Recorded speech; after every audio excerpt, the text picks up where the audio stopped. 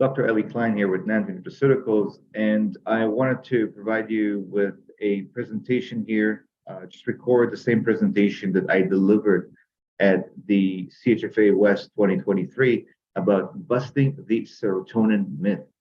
So there are a lot of things to bust about serotonin, a lot of concepts, and a lot of things to learn about serotonin, and it's quite opposite to what people have been led to believe. So here's the presentation, and I'm going to try to make it and go over it in a brief and concise way. And if I go fast over certain slides, you can just pause and take the information down and then research that yourselves. And so I'll talk about the possible dangers of excess serotonin, the validity or lack of that theory, its history, discovery, and context, when it works, why does it work? Because the studies show that it's really no better than placebo for mild to moderate depression, and what drives good mental health. So when it works, I mean the serotonin, the SSRIs, selective serotonin reuptake inhibitors, drugs, which you can see here, Paxil and Effexor and so on. And so we're mostly familiar with this through these types of medications. And these types of medications replaced the previous class of medications when their patents ran out, the monoamine oxidase inhibitors. And serotonin has been promoted as a happiness neurotransmitter acting on brain cells to produce an elevation of mood. However, when you look at the types of side effects from these types of medication, you find out things like this. And of course, the side effects result from excess serotonin. Too much serotonin causes gastrointestinal issues, discomfort, nausea, constipation, contribute to chronic pain, musculoskeletal pain, can cause scarring of the valves of the heart, and thereby causing regurgitation and poor delivery of the heart, of blood from the heart to the vasculature, increase in blood sugar levels and diabetes, the kinds of tremors that you see in Parkinson's disease, increased anxiety, increase in weight gain, and also can contribute to certain cancers, particularly cancers associated with the gastrointestinal tract. Other potential issues associated with excess serotonin include things like fatigue, poor cognitive and mental health, not better mental health, even contribution to suicidal ideation, migraines, bone loss, acute pancreatitis, scarring of the liver and the lungs, that's what fibrosis means, and low sex drive and impotence. The assertion is that depression is a result of low serotonin in the brain. And so in the natural health world, natural health product world, we often recommend natural health products and food that aims to raise serotonin. And I would argue that this is the wrong thing to do. Excuse me. I subscribe to the serotonin theory, and that's what I was taught. But then I started seeing articles like this in mainstream publications, magazines and so on. Why antidepressants are no better than placebo. Antidepressants just a placebo with side effects. And so when you start digging deeper, and by the way, this is more recent, this is from the summer of 2022, and again, a mainstream medical publication, Psychology Today, not medical, but it's a psychiatric psychology publication. And so this one states that they review a meta-analysis that I'll show you shortly, and the conclusion is that meta-analysis delivered a decisive blow to the serotonin hypothesis of depression. It was an exhaustive review, and so this is it. And one of the things that they stated here was that the main areas of serotonin research provide no consistent evidence of there being an association between serotonin and depression. For support for the hypothesis and that depression is caused by lowered serotonin activity or concentration. Some evidence was consistent with the possibility that long-term antidepressant use reduced serotonin concentration. So yeah, it reduced serotonin concentration, but reduction in serotonin concentration doesn't really have a whole lot to do with better mood, better mental health. This is another scientific review. And again, scientific reviews or meta-analysis are compilations of multiple studies. And this one from a few years earlier, 2015 or yeah, 2015. And this was written by a group of scientists at McMaster University. And so they suggest that the reigning paradigm conceptualizes depression as a state of reduced serotonin transmission. In this paper, we have reviewed a large body of evidence indicating that the opposite appears to be true. The opposite. Again, another one published in a mainstream medical journal. And this one here suggests that, again, that depression is associated with higher serotonin in the brain, not lower serotonin. And so it will actually make sense once I talk about the physiology of serotonin. In this particular one, minimal and non-existent connection between mild to moderate depression and the serotonin increasing drugs. And so what is serotonin? First of all, it was discovered by two groups of researchers in the 1930s, one in Italy, one in England, and they discovered this molecule that causes things to contract. The group in Italy noted that it caused the intestines to contract. The group in England noted that it caused the blood vessels to contract. And then they found out it was one and the same thing. Now, let's talk about where it's produced, primarily in the intestines, the vast majority of it. Only a small amount, less than 1% in the brain, and a small amount as well in the lungs. Now, let's talk about its characteristics. And so this comes from the writings of a PhD physiologist, Dr. Ray Peat. The serotogenic system facilitates conditioned fear while inhibiting the fight or flight reaction. So fight or flight reaction is a natural reaction to stress, to acute stress. You either deal with it, you run away from it. And it seems that serotonin inhibits that. That's not a healthy response to stress or to acute stressors. So this type of reaction is known as learned helplessness and is associated with overwhelming stress and exhaustion. Now, when someone is overwhelmed, exhausted, and it feels helpless, that's when that person is likely to contemplate suicide. I think that makes sense. And just a bit more about what learned helplessness is. You can pause it and you can read it yourself. But basically, it's a person can escape bad situation, but they're so depleted, their awareness is just shot, and they're unable to do that. It's like this monkey here, horse or ass, I'm not sure, tied to a chair, can easily move, but in a state of learned helplessness, it just doesn't even try. And so more about serotonin and mental health. And this is interesting. In old age, the amount of serotonin in the brain increases. This is closely related to the relative inability to turn off cortisol production that is characteristic of old age. Of course, it's also later in age where people are prone to developing cognitive issues like Alzheimer's, for example, dementia.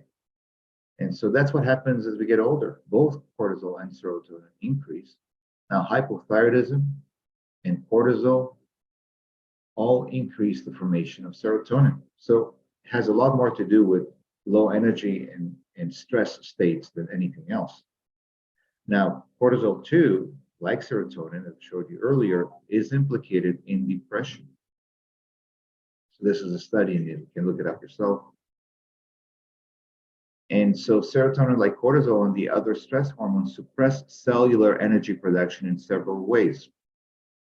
So what you're seeing here, this is the main energy production metabolic pathway, the Krebs cycle, where food, glucose, fatty acids are converted to acetyl-CoA, and then they enter this thing called the Krebs Krebs cycle where the bulk of the energy from food is produced. And so serotonin can reduce the production of energy by inhibiting mitochondrial respiratory enzymes that basically work in this, act to facilitate this. And so it lowers cellular ATP and interferes with oxidative metabolism. A lot of things can go wrong when there's interference with oxidative metabolism. Things like diabetes, weight gain, dementia, and so on. By reducing or by reduction of oxygen, so it also acts by reduction of oxygen delivery to tissue by vasoconstriction. As I mentioned earlier, one of the things it does, it constricts the blood vessels, thereby limiting delivery of blood and oxygen to the tissues. And so it appears to interfere also with the use of glucose, which makes sense. If it's going to interfere with all these things, it's going to interfere with glucose as well, with the use of glucose to produce energy. So indeed, serotonin is not a feel-good hormone, it's a stress hormone. Pause and read this forward. Now, so how does it affect the brain and nervous system cells? How does low energy states due to high serotonin contribute to poor mental and cognitive health? Well, the brain represents only 1% or accounts for only 1% of human weight, but accounts for 20% of the energy requirements of the body. So there's a disproportionate requirement of energy in the brain and nervous system cells.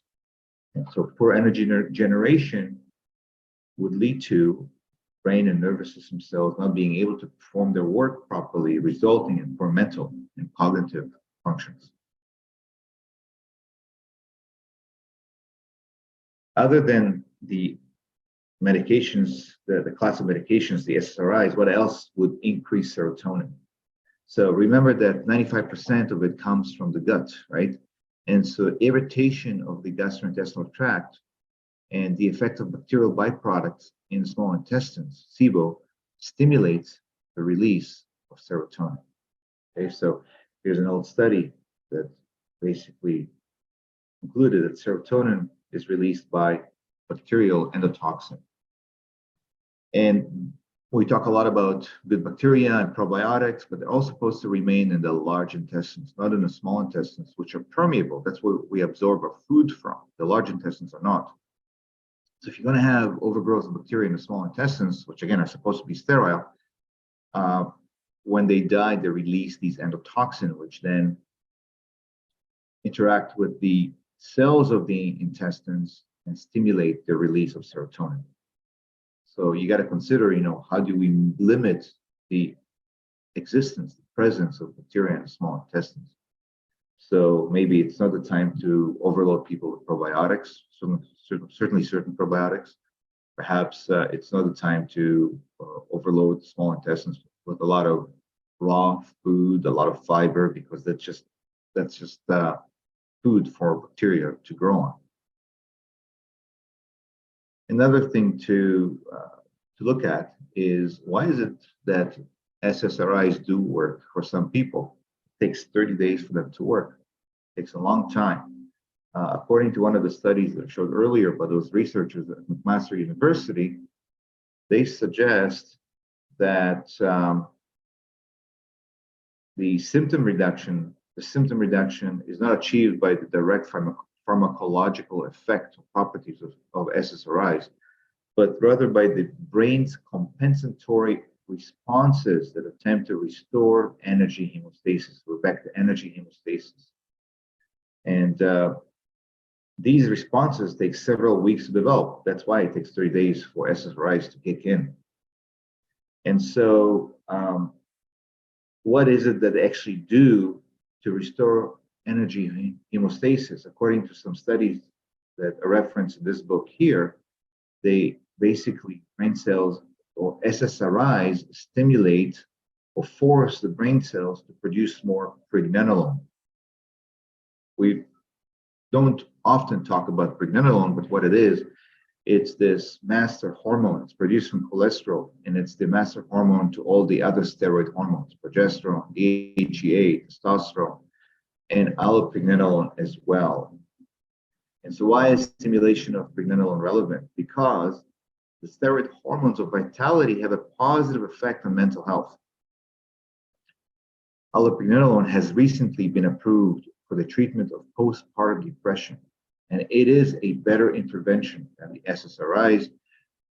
There are studies that show that it can be used for other forms of depression, all forms of depression, but it works in a completely opposite way to the SSRIs, which perhaps is why it is not released as a drug for other forms, any form of depression, because it kind of counteracts the narrative.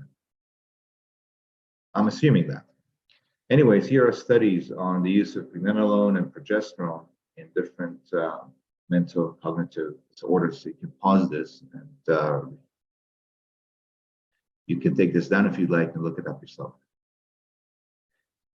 Now, here's a study, recent study, 2017, so not too recent, relatively recent, that basically finally kind of gets into the truth of the matter, the heart of the matter, that it's energy metabolism dysfunction that causes psychiatric disorders.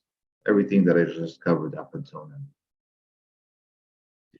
So in the natural health product space, we can't recommend hormones, we can't recommend pregnenolone or progesterone, any of that. So what can we do to help? And of course, we have a lot of tools. Tools that we need to aim to counteract the stress hormones. They have to fulfill these conditions.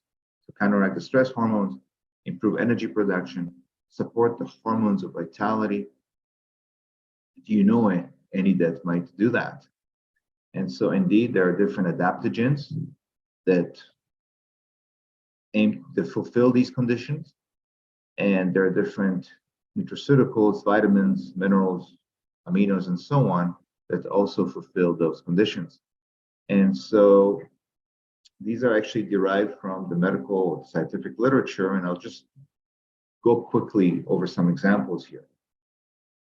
So here's a study on ashwagandha lowering cortisol, rhodiola rosea lowering cortisol, B vitamins lowering cortisol and affecting stress in a positive way. When it comes to depression, clinical trial, a randomized trial on an extract of rhodiola rosea showing an improvement. Zinc as monotherapy, singular monotherapy, I was surprised to see that. And magnesium as well, which makes a lot of sense. And coenzyme Q10. So these are all published in medical and scientific publications. Coenzyme Q10, we typically know of it in the context of increasing energy in the heart, helping the heart work better. And you find it in areas in the body that require a lot of energy. So the heart is the essential organs, but same with the brain, of course. I mentioned earlier, needs a lot of energy. So it kind of makes sense. It can help with depression as well, or under mental and cognitive issues. When it comes to anxiety, here's a study looking at ashwagandha, I believe. Yeah. Again, rhodiola rosea for generalized anxiety disorder. Chamomile for the same thing. And again, there are studies on saffron curcumin in that context as well. So just to wrap things up, a reminder for most of you, what's so special about Rosiva and Nanton's rhodiola rosea? It is cultivated in Canada. And by cultivating it, we actually alleviate the pressure on wild varieties because rhodiola has recently become an endangered species, classified as such. So anything that isn't cultivated would put pressure on it worldwide. Otherwise, it's versatile and has significant scientific evidence. It energizes the body, the mind. There are studies of depression, anxiety, improves mental focus, mental clarity, and it tends to be energizing, both mentally and physically, a differentiating factor when deciding on what adaptogen should be recommended. Having said that, so you would take it early in the day, but the paradox when it comes to anxiety, feeling calm, is that a lot of energy is required at the level of the nervous system cells in the brain to do that. That's a paradox. So The other thing is, it's very importantly, it's safe with antidepressants and anti-anxiety medications. Can be used even to wean off these types of medications. It also helps with overcoming addictions, addresses arrhythmia, PTSD, can help lessen the effects of that, and can help with seasonal affective disorder. So a northern solution for a northern problem. Helps with sleep when sleeplessness is due to stress. So when there's this disruption in the cortisol cycle, when it rises too early at night, when it's too high, it may make it hard to fall asleep or wake up in the middle of the night. And so fixing that can be very helpful. It can also help resolve chronic pain, not arthritic pain necessarily, but more like muscular, in your tissue kind of pain from trauma, physical trauma, accidents, and so on. And this particular rhodiola rosea, again, is a birth child of the project of the Ministry of Agriculture in Alberta. And the topography and the climate there matches its original habitat. One strain was chosen out of 23 that were tested and assigned to a group of farmers, supporting Canadian farmers when you recommend Roseva. It's cultivated to maturity for 5 years before it's harvested, undergoes a 5-to-1 glycol alcohol extract to keep the active compound stable. And the lot number is traceable to the corresponding plot of land. So that's pretty much it. Hopefully this was helpful, and hopefully you found it interesting. If you have any questions, feel free to reach out. Thank you for watching.